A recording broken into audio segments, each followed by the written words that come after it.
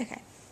So how did you become interested in writing this grant? Why did you want to get this money to Ole Miss? Well, I had the grant that's similar to this at a previous institution.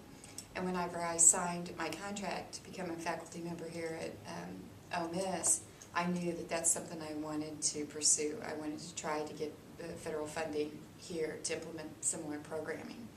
And when I started checking into it, I found out that there was another source on campus that had were already in the process of making application. And so we just pulled our resources together and made the application, and then we found out in September that it was in fact going to be funded. So it's $300,000, and the $300,000 is set out to provide education and training for faculty, staff, and students on issues of domestic violence, relationship violence, stalking, sexual assaults. And, you know, we're going to use this money for education purposes. We're going to educate and train police officers, first responders to sexual assault cases, sensitivity training, things of that issue that otherwise departments are restricted in the fundings that they have to provide trainings. Well, the federal government is giving us those resources. We have experts that are going to be on campus that will provide the training. We also have resources to send officers elsewhere for training. In addition to training police officers, we're charged with training judicial affairs so that they're also aware of issues like Title IX and how that's being implemented properly on campus. We're going to put together a website. It's just about ready to go live, and on that website any student, faculty, parent can go to and find out resources that's available in the community to address the needs of their children or themselves or a friend. You know, what if I've been assaulted, where do I go? What if a friend's been assaulted, where do I go?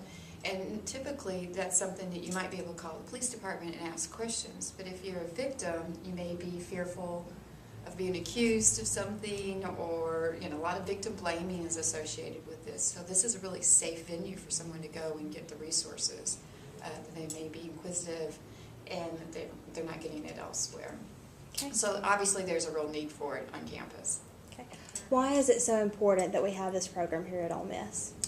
Well, it's important because when they were applying for the funding for the grant, they pulled together groups of students, and during the focus groups and during the research, they realized that a lot of students did not realize what relationship violence was, what Mississippi state law defined relationship violence as, and it's important to educate the student as well as faculty and staff and others who are affiliated with the university to understand what constitutes relationship violence, sexual assault, domestic violence in our state and on our university. Okay. You know, what we hope that through educating that we can prevent crimes of this nature from occurring. A big emphasis is going to be on bystanders, and so that those of us that are near someone that's vulnerable to sexual assault or so forth will know what to do and can stop it before it actually takes place. We also want people reporting these incidents. It's okay if our numbers go up this year at Ole Miss, that there's been more sexual assaults. That means that people are reporting it more and getting assistance that they need. So that's our goal, is to get the word out, educate people about the nature of the crimes and then where they can go for assistance. Okay, thank you so much. You're so welcome. Okay, I think that